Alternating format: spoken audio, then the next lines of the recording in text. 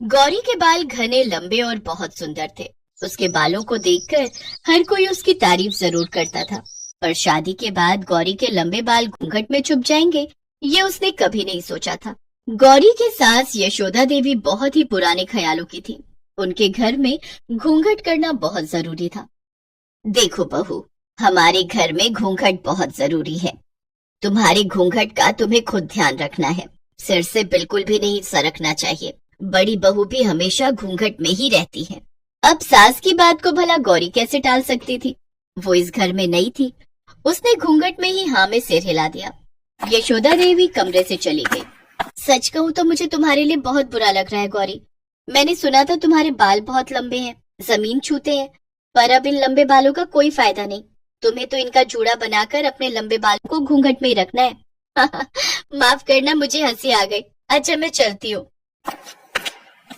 तभी गौरी का पति सूरज आ जाता है। आप तो मुझे झूठ ही कहते थे कि आपको मेरे लंबे बाल सुंदर लगते हैं। अब देखो ना, मेरे ये लंबे बाल तो घूंघट में ही रहते हैं। आप तो बेकार ही तारीफ करते रहे। मेरे बाल तो अब हमेशा घूंघट में ही रहेंगे। तुम खुश नहीं हो ना गौरी मुझसे शादी के बाद? सूरज थोड़ी उदासी के साथ ये बात कहता है। नहीं नहीं, ऐसी बात नहीं है। मैं तो बस इस घूंघट की वजह से, वो मेरे लिए ये सब नया है ना, इसलिए थोड़ी परेशान हो रही हूँ। मेरी वजह से आप अपना मन खराब मत करो। मैं इस शादी से बहुत खुश हूँ।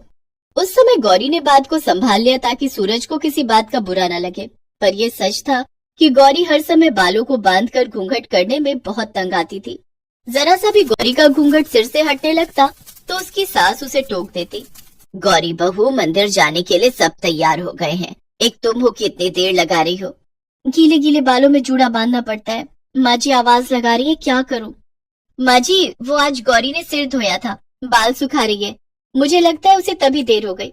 अब इतने लंबे बालों को समेटना भी तो कितना मुश्किल है, वही समेट रही होगी। बस, आज सिर धोना जरूरी था। जब पता है कितने लंबे बाल है तो सिर को एक दिन पहले धो लेती।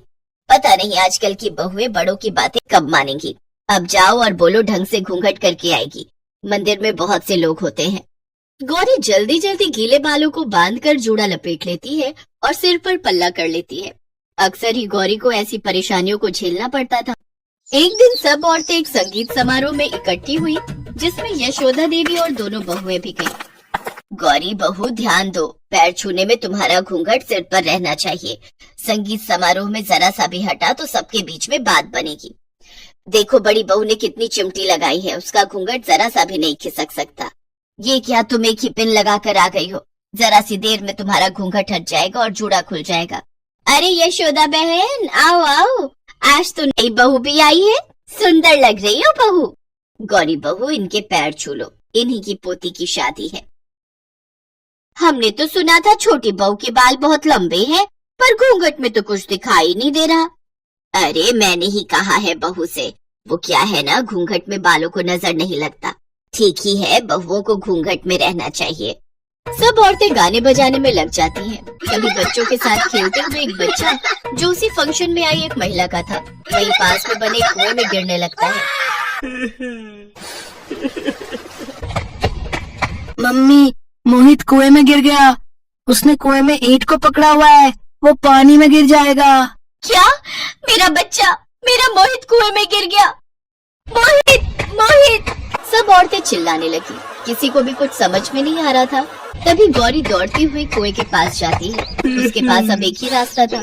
वो जल्दी से अपना घूंघट हटाकर अपना जूड़ा खोलती है और अपने बालों को कुएं में गिरा देती है।